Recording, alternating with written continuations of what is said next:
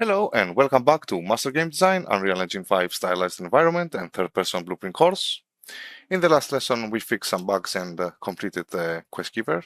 What we didn't check is to see if the item actually unlocks the door and how it works when we have it and we start the quest.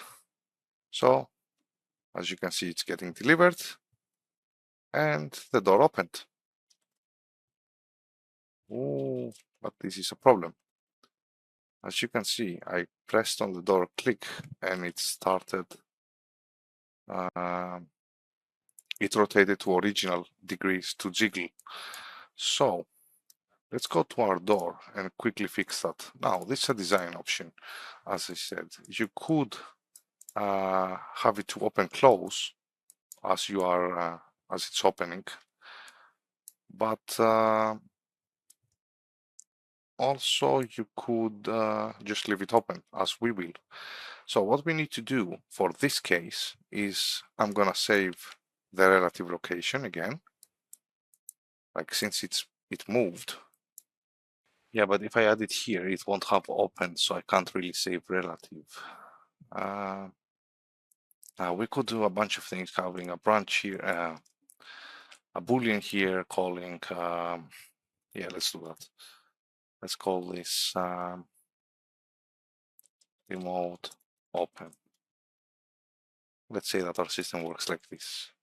And if it's remote open, we set it to true. So I'm gonna copy this, cut it actually. And when this finishes, it goes here. I'm gonna put a branch here. If it's remote open, save relative location again. So our jiggle will be in place. But again, depends on how your doors work. Let us deliver the right item. I got it. Door opened. And it jiggles at the correct place. Nice. Let's also test it with the gate. So I'm gonna change from BP door to the gate. Gonna press play. Take the cone. Deliver the quest. And the gate opens. So our gate, our doors, and our quest system are ready. And we can move on. Now, we have all these nice actions. There should be a way that we are telling the player how to do all these actions, like show a small tutorial box. So let's go to our widgets and let's create a widget for our tutorial. I'm gonna right click, I'm gonna go to widgets, user interface, and widget blueprint. I'm gonna select user widget and name it WG tutorial.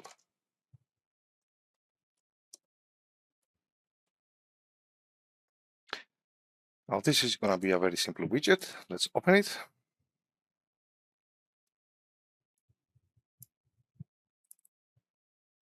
So we're gonna add a canvas. And we're gonna add an image.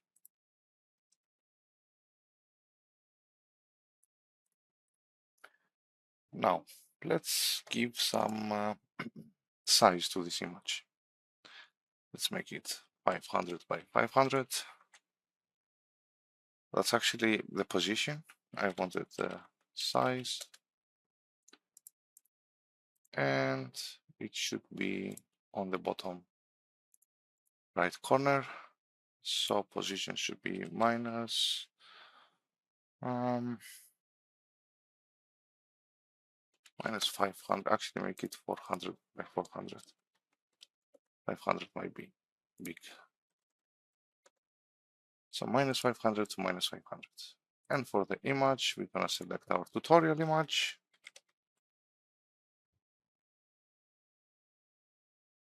Which tutorial UI, here it is. And that's it for our widget. Now, let's create the blueprint that will show this image. go to our blueprints, right click, blueprint class, actor, and let's call it VP tutorial pop. Open it. It's going to be a very simple blueprint. We're going to just add a collision cube, collision box. Again, let's give it an extend from outside. Extend. Repeating my mistakes. And here promote to variable. Now, if you know you're gonna have a blueprint that you're gonna have kind of similar functions, you could make one parent and then create childs of this blueprint, and they will carry along with them the functions that you want. But when you're prototyping, you usually just do things and then you have to make optimizations on your code and your game itself. So I'm gonna expose on spawn and set editable, compile and save. Let's give it a default value of 35, 35, 35. And now, what do we need? We need only the overlap events. But before we do that, actually we need begin play. We host our widgets on our game mode, but this is not a permanent widget. This is something that the player will see in the start, and the more he moves deeper into the game, like maybe to a streamed level or something, this will not be needed to be kept in memory. So I'm gonna host it here just for the sake of hosting somewhere else also. So I'm gonna create create widget here. I'm gonna select the tutorial. I'm gonna create a controller, the owner, and I'm gonna promote to variable and say put ref. And actually I'm gonna add to viewports, but the moment I add it, I will also set visibility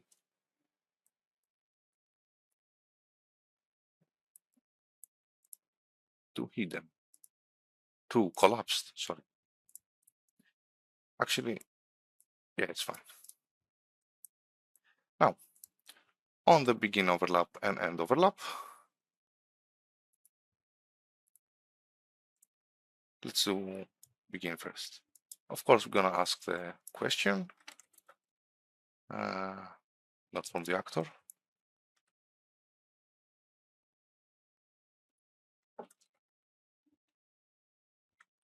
Gonna set a branch here, and I'm gonna type layer body.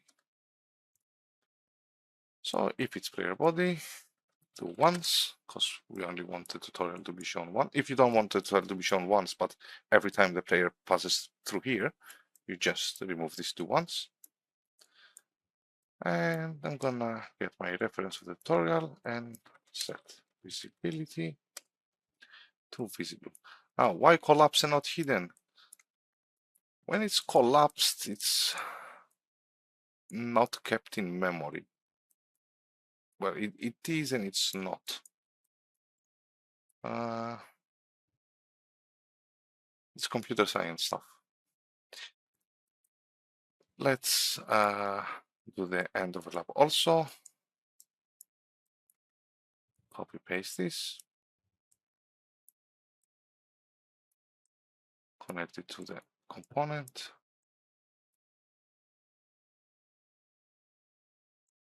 And set collision to collapsed. Now, when I said it's not an it is, like the reference will be here, like you would be able to change variables on the reference, but the graphical part of it will have to be redrawn. Since it's just a simple image, well, a simple image can be an 8K or 12K image still. For our purposes, this will be fine. Sometimes you just have to find opportunities to say even a little more info about how things work.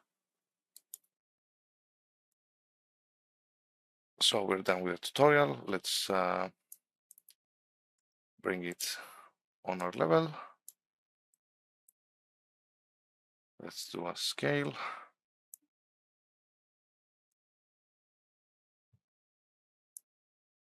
Now we should create a small space for the player to start. But we will do that when we are implementing. So I go into the tutorial. It's too small, isn't it?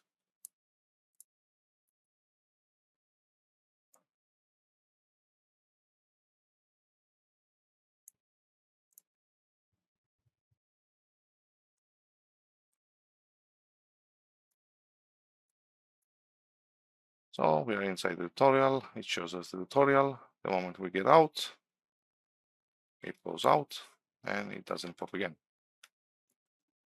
Great. This will be it for this one. I'm gonna see you on the next.